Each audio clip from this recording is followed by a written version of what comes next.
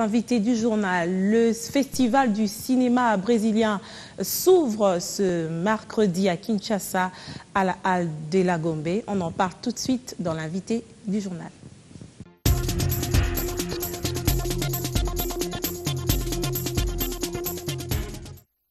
Alors, Madame Katia Adler, bienvenue sur ce plateau. Merci de m'avoir invitée. Après avoir coordonné plusieurs festivals du cinéma brésilien, notamment à Paris et à Montréal, le même élan vous amène en République démocratique du Congo pour le lancement du cinéma brésilien. Dites-nous à quoi le public congolais peut s'attendre par rapport à ce festival. Bon, c'est la première fois qu'on fait ce festival ici et c'est à l'Institut français. On a choisi 5 films. Demain, à 19h, c'est l'ouverture avec un film qui s'appelle Elis. Elis, c'était une grande chanteuse brésilienne qui a décédé. Et c'est une fiction qui parle d'elle. C'est un film il y a beaucoup de musique et c'est un peu le portrait de son parcours qui est quand même exceptionnel. Et comment vous allez projeter ces films? 5 films en combien de temps? Combien de jours? 3 jours, 18, un film, 19h. Le lendemain, le 19 et le 20, il y a 2 films, un à 17h et un à 19h. Après, on a sélectionné une grande comédie brésilienne qui était lancée là en janvier. Donc, c'est un film très actuel qui s'appelle Sérieux Moment. Donc, c'est un couple qui rêve d'avoir un bébé.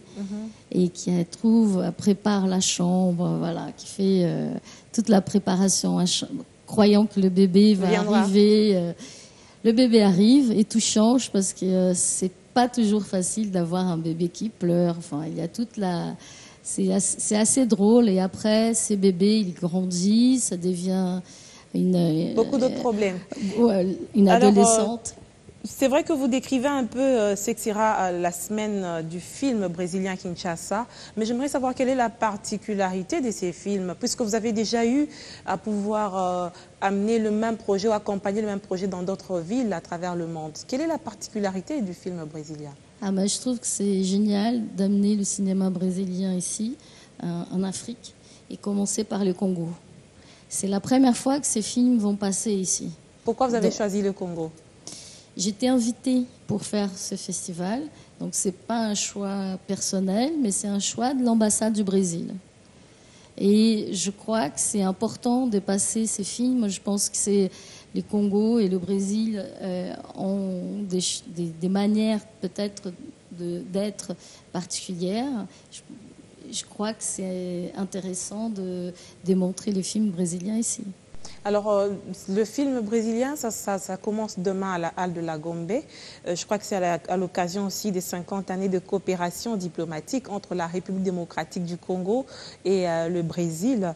On aimerait savoir, est-ce qu'il y a des projets en vue par rapport à cette relation, notamment du côté cinéma, à part cette projection? Est-ce que vous prévoyez revenir encore dans les jours à venir? Moi, personnellement, je suis venue pour la première fois que pour le festival brésilien, l'Institut français, mais je pense que l'ambassade du Brésil va faire plusieurs événements culturels. Je crois que c'est ça qui est prévu cette année. De votre expérience du passé, comment ces films ont été accueillis, par exemple, à Paris, à Montréal, puisque vous avez eu à coordonner le festival du cinéma brésilien à Paris et à Montréal? Comment les publics avaient accueilli? Le public, d'une manière générale, ne connaît pas beaucoup les cinémas brésiliens. Le public, en général, connaît peut-être les chansons, la musique brésilienne, quelques chanteurs, le foot, le carnaval, mais le cinéma, très peu. Donc Elis, par exemple, est déjà passé à Paris, à Montréal et Toronto. Il a fait l'ouverture de ces festivals et le public était enchanté. Voilà, nous avons aussi un film sur Maria Bethânia, c'est aussi la musique brésilienne et c'est un documentaire par contre. Et là, Maria Bethânia, c'est quelqu'un de très religieux, elle est très religieuse et on parle dans son film de carnaval parce qu'il y a eu un hommage pendant le carnaval à cette femme et de musique et des religions. Alors Katia Adler, votre histoire avec le cinéma, il date de combien de temps? Pourquoi vous aimez le cinéma brésilien particulièrement? Alors, je suis allée, il y a très très longtemps, à Paris, faire des études de cinéma. Donc, je suis passionnée par le cinéma. J'ai commencé ma carrière en faisant des courts-métrages. Après, j'ai fait des documentaires. Et à un moment dans ma vie, j'étais assez intéressée par défendre mon pays, ma culture en France. Et c'est pour ça que le festival en France cette année a fêté ses 20 ans. 20 ans dans une ville comme Paris, on a de tout à faire à Paris. Donc c'est très le théâtre, la danse, le cinéma. Il y a 300 salles à Paris. Donc avoir la possibilité de rester ces 20 ans, c'est génial. Je suis très contente, mais en même temps, on va commencer ici. En Afrique? Oui. Et vous allez commencer par la République démocratique du Congo? Oui, je trouve ça vraiment génial d'être là, de pouvoir commencer peut-être un partenariat de cinéma avec le Congo, pourquoi pas? Pourquoi pas, c'est possible. Katia Adler, merci d'avoir répondu à notre invitation. Surtout, l'on souhaite beau vent à ce cinéma, ce festival du cinéma brésilien qui démarre ce 18 avril à Kinshasa, à la Halle de la Gombe, n'est-ce pas? Oui, merci beaucoup. Merci à vous, madame, messieurs. L'on vous retrouve tout à l'heure pour la suite du journal.